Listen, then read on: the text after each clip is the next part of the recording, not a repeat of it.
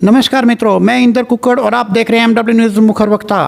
जैसा कि आप जानते हैं कि हम आपको अनेक अध्यक्षों से, सचिवों से, उपाध्यक्षों से और अनेक जनप्रतिनिधियों से रूबरू करवाते हैं। इसी क्रम में आज हम बात करेंगे मिर्जावाली दुग्ध उत्पादक महिला सहकारी समिति के सचिव हैं राजेंद्र कुमार जी मील।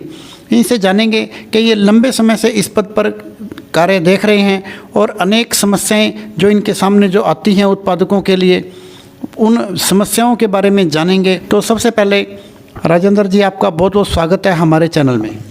धन्यवाद है जी, आपका भी बहुत बहुत स्वागत है हमारी समिति पर पधारने पर।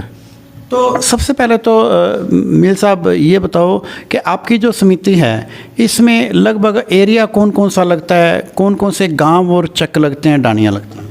हमारी समिति के नीचे आसपास के चक हैं, 2 MZW चक है गांव का ही, और इधर 5 का चक है और 4 MZW चक है, और 5 समिति हमारी BMC से जुड़ी हुई है। बात करेंगे आपकी जो समिति है इसमें आप मुख्य रूप से क्या क्या सुविधाएं वर्तमान में दे रहे हो आप? समिति पर जो सदस्य का बीमा किया जाता है इसमें, उसके बाद में जो आपातकालीन सुविधा है वो भी डॉक्टरों की सुविधा संघ से मिलती है, और पशुओं की दवाइयाँ, हरे चारे का बीज है, पशु आहार है, घी है, ये सुविधा संघ द्वारा दी जा रही है, इनका सदस्यों को दिया जाता है। तो आपके पास में जो दूध की मात्रा वर्तमान में कितनी है साहब? हमारे पास में वर्तमान में 1700-1800 लीटर दूध समिति पर कलेक्शन। तो इनका जो भुगतान है वो किस तरह से किया जाता है? 10 दिनों के बाद भुगतान होता है, 2/12/22 को भुगतान लगभग हम कर देते हैं सब पूरी समितियों में। प्रत्येक माह में 3 बार आप जो है इसमें आप भुगतान कर देते हैं उत्पादकों को। अब बात करेंगे जैसे आपकी मिल साहब समिति है, इसमें आप सचिव भी हैं और अनेक दुग्ध उत्पादकों से आप धरातलीय स्तर पर आप जुड़े हुए हैं। अनेक समस्याएं उनको भी आती होंगी, आपको बताते होंगे। ऐसी क्या मुख्य समस्याएं हैं जिसका हल होना चाहिए? ऐसी क्या समस्याएं हैं? जो दूध उत्पादकों के लिए समस्या ये है कि पशु पालन का उनको कैंप लगाए जाए, समझाए जाए, और हरे चारे का बीज है वो सुविधा समिति पर दी जाती है। और मतलब पशुपालक है जो लगभग जो पुराने तरीके से ही वो पशुपालन कर रहे हैं, इसके अंदर नई तकनीकी की ज़रूरत है, उनको समझाया जाए, उनका कैंप लगाया जाए, ऐसी सुविधा हो तो और बढ़िया रहेगा। मीर साहब, जैसे आपकी जो समिति है ये लगभग कितने समय से चल रही है और इसका रजिस्ट्रेशन कब का है? हमारी समिति है जो 1989 से रजिस्ट्रेशन चल रही है, और हम जो लॉयल्टी बोनस है वो भी हमारी समिति को 30 से 35 पैसे लीटर के मिल रहे हैं। ठीक है जी।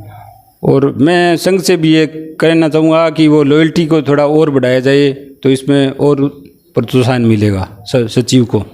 ठीक है। तो बात करेंगे मीर साहब के, आमतौर पर जो आज का जो युवा है वो इस पशुपालन के व्यवसाय में रुचि नहीं रखता है, वो भागता है गवर्नमेंट जॉब के लिए, जहाँ पर अगर एक वैकेंसी अगर गवर्नमेंट जॉब के लिए निकलती है तो हज़ारों युवा वहाँ पे उस नौकरी को पाने के लिए इकट्ठे हो जाते हैं, जबकि एक ही वैकेंसी है तो एक जने को ही मिलेगी, सबको पता है। उसके बावजूद इस जो पशुपालन का जो व्यवसाय है, इससे बढ़िया, इससे शानदार व्यवसाय और कोई हो नहीं सकता है। इसमें एक अमृत का व्यवसाय है और बहुत ही शालीन व्यवसाय है। इस बारे में आप उन युवाओं को क्या कहना चाहोगे?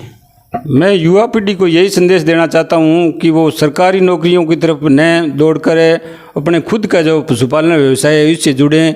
ये खेती के साथ साथ में बढ़िया व्यवसाय है, और अपने थोड़ी बहुत भी अगर खेती है तो भी इसमें काम चल सकता है, और अपना ये बिजनेस इसमें बढ़ाया भी जा सकता है। युवा वर्ग को ये संदेश देना चाहूँगा। वैसे भी अगर युवा वर्ग अगर इस व्यवसाय से ज़्यादा जुड़ेगा तो कुछ ना कुछ नवाचार ही करेगा। तो मीर साहब, जैसे आज का जो दौर है बहुत ही कंपटीशन का दौर है।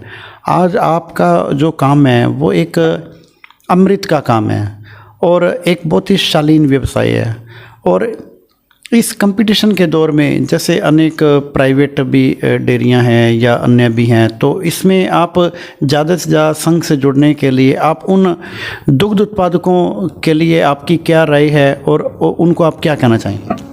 मैं दुग्ध उत्पादकों को यह संदेश देना चाहता हूं कि प्राइवेट डेयरियां है वो अपने थोड़े से लालच में और मौके का बाज़ार देखकर वो एक बार आते हैं और थोड़ा भाव ऊंचा करके वो दूध खरीद ले जाते हैं। इससे वो दूध उत्पादकों को भ्रमित करते हैं एक प्रकार से।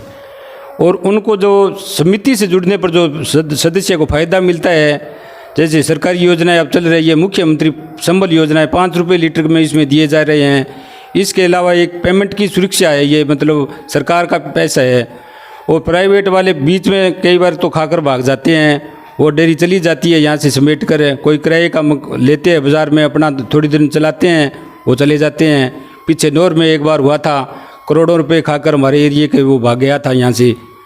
तो मीर साहब, जैसे अभी जो नया संचालक मंडल बना है और जैसे चेयरमैन साहब राजा राम जी मोर हैं और जो पूरी की पूरी टीम है, उनके बारे में आप क्या कहना चाहोगे? संचालक मंडल भी बहुत बढ़िया है और हमारे एमडी साहब है वो भी ईमानदार आदमी है, बहुत बढ़िया छवि के आदमी है। और पहले वाले जो हमारे चेयरमैन साहब थे जसवीर जी, वो भी बहुत ईमानदार और बढ़िया छवि के आदमी है। उन्होंने भी उस प्रतिस्पर्धा के दौर में यहाँ पर लोग दूध बेचने को एक पाप मानते से, उस टाइम में उन्होंने बहुत कोशिश करके ये संघ चलाया था। और वो संघ में दूध उनके दिनों में भी बहुत बढ़िया चौगनी, रात दिन दुगनी चौगनी की थी वृद्धि। और उनका जो छवि है वो सीधे मन के आदमी है, सरल स्वभाव के है, प्रत्येक आदमी के मिलनसार आदमी है वो भी। उन्होंने इस संघ की स्थापना में बहुत बढ़िया योगदान दिया था।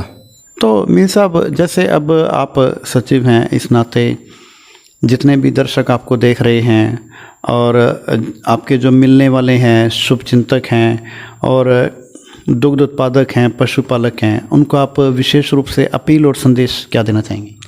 मैं अपील तो संघ से ये अपील करना चाहता हूँ कि प्रतिस्पर्धा के इस दौर में रेट में थोड़ी और वृद्धि की जाए। क्यों, इसमें प्राइवेट डेयरियाँ अब कंपटीशन में बराबर रेट में है और हमारे जो 5 रुपये बोन्स के है वो मिलकर इनके बराबर होते हैं। इसलिए संघ से ये गुजारिश है कि कुछ रेट और बढ़ाया जाए दूध का। मिर्जावाड़ी मेयर समिति के सभी दुग्ध उत्पादकों को होली की शुभकामनाएं हार्दिक। और अपील ये सदस्यों से अपील करना चाहता हूँ कि वो सहकारी संघ से जुड़कर, समिति से जुड़कर सरकारी योजनाओं का फ़ायदा उठाएं।